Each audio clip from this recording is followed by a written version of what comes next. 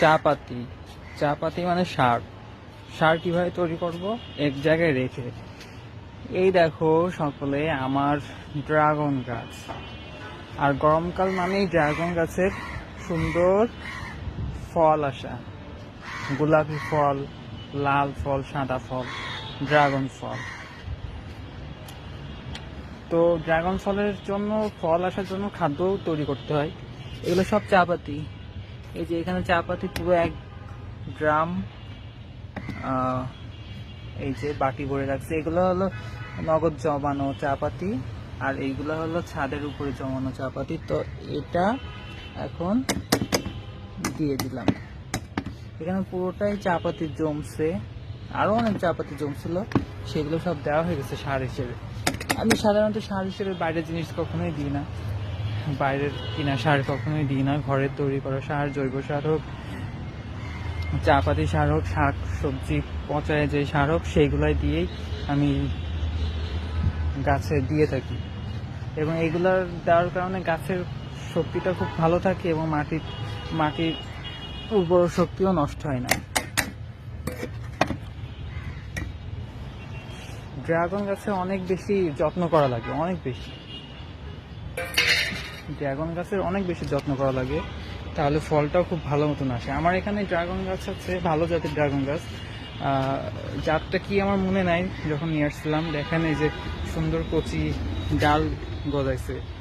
তো কিছু কিছু সময় ডাল গজাতে দিতে হয়, মানে ডাল কাটা যাবে না। এই যে ছোট ছোট ডালগুলো হয়েছে, কিছু কিছু ক্ষেত্রে ডালগুলা কাটা যাবে না, এবং আমি এখন কাটবও না। কারণ আমার এখন ড্রাগন গাছের বৃদ্ধির জন্য, ড্রাগন ফল বৃদ্ধির জন্য আমাকে এখন ডাল লাগবে। ড্রাগন গাছের যে শাখা পোশাখা বেরোচ্ছে, এখান থেকে ফল হবে পরের বছরে। আর এই ড্রাগন গাছের এই শাখা পোশাখা যদি নাই থাকে, আমি যদি কেটেই ফেলাই, তাহলে কিন্তু পরের বছর ফল পাবো না। তো একটা বছর যদি ড্রপ দিই, একটা বছর যদি আমি গাছের ডালপালা যদি না কাটি, তো পরের বছর কিন্তু আমি অনেক বেশি ফল পেতে পারি। ড্রাগন বিষয় নিয়ে আরও যদি কোনো চিন্তাভাবনা থাকে বা কথাবার্তা যদি থাকে, প্রশ্ন থাকে, আমাকে বলতে পারেন। আমার এখানে কয়টা টবে আছে? 1 2 3 4 5 6 7 8টা টবে ড্রাগন গাছ লাগানো আছে। মোটামুটি ড্রাগন গাছ যখন ধরবে, ড্রাগন ফল যখন ধরবে, তখনও আরেকটা ভিডিও ধরবো। তখন একটা ভিডিও ধারণ করব, আবারও ভিডিও অনলাইনে দিয়ে দেব,